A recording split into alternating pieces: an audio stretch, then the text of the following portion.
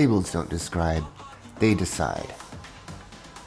I lived on both sides of labels. I had a strong connection with the Argentinian community in the US. In the United States, some aren't just considered foreign, they're called alien, and sometimes even illegal, which is not just cruel, it's poor English. Illegal is an adjective. You can't be illegal. Actions can violate laws. People cannot. But language doesn't care about grammar when it's being used to simplify humans. Now I live outside the United States. I am the foreigner. In Spain, sometimes I'm called giri. That word doesn't sting. It usually groups me with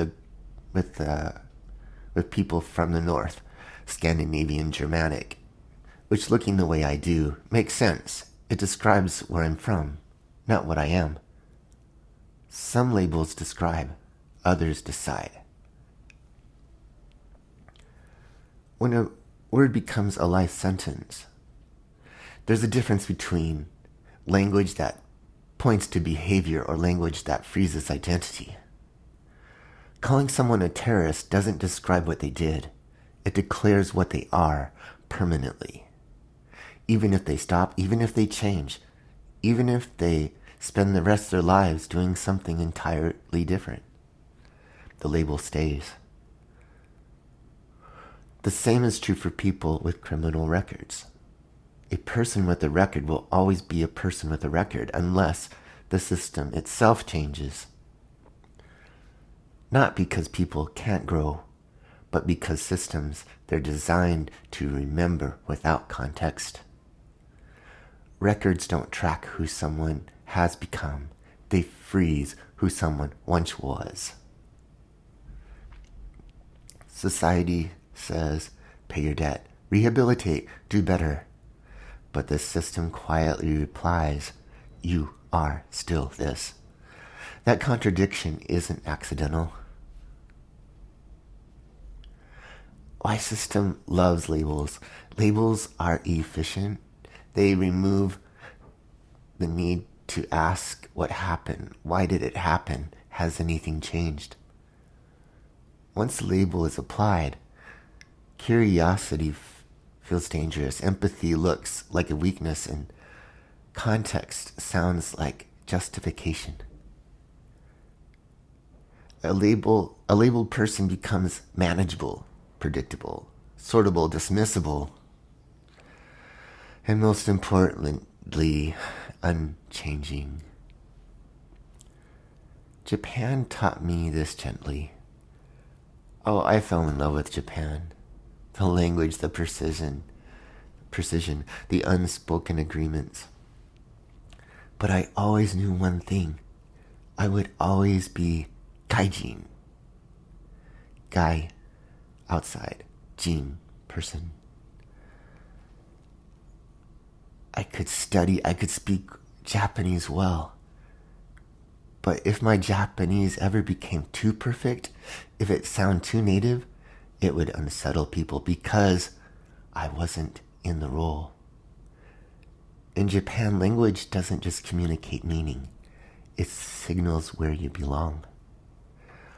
A foreigner who speaks Japanese well is admired. A foreigner who sounds Japanese breaks the social map. And I understood that.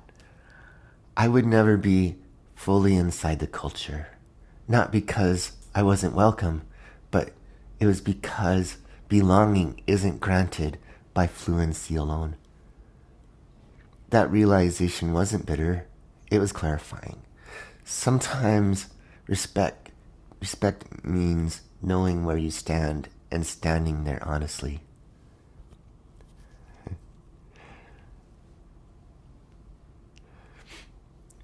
The danger of good and bad people. We love moral shortcuts. Good person, bad person. But those labels are traps. If someone is bad, change becomes unlikely. If someone is good, their harm gets excused. Reality is messier and more hopeful. People who often act kindly can still cause harm. People who have caused harm can still choose differently. Humans are not states of being. We are patterns of behavior. And patterns can change if language allows them to. Why this matters now. Words aren't neutral. They shape policy. They shape justice. They shape who we believe is allowed a future. When language turns actions into identity, it quietly removes the exits. And when there's no way back into humanity, systems stop needing to imagine, repair, only containment. A different way to speak. What if we described behavior instead of declaring identity?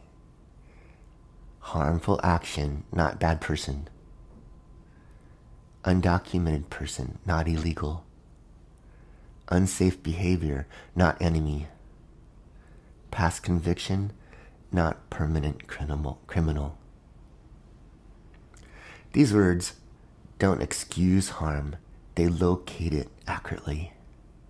And accuracy matters because it leaves room for accountability and change. Labels don't describe, they decide. They decide who gets a future. They decide who remains frozen in the past. People are always more than the worst or best thing they've ever done.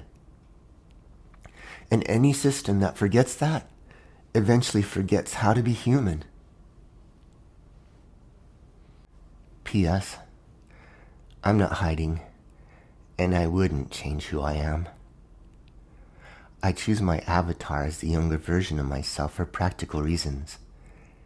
It let the work move freely without copyright friction around my real image. Adi Rabi is the work. I'm the human behind it.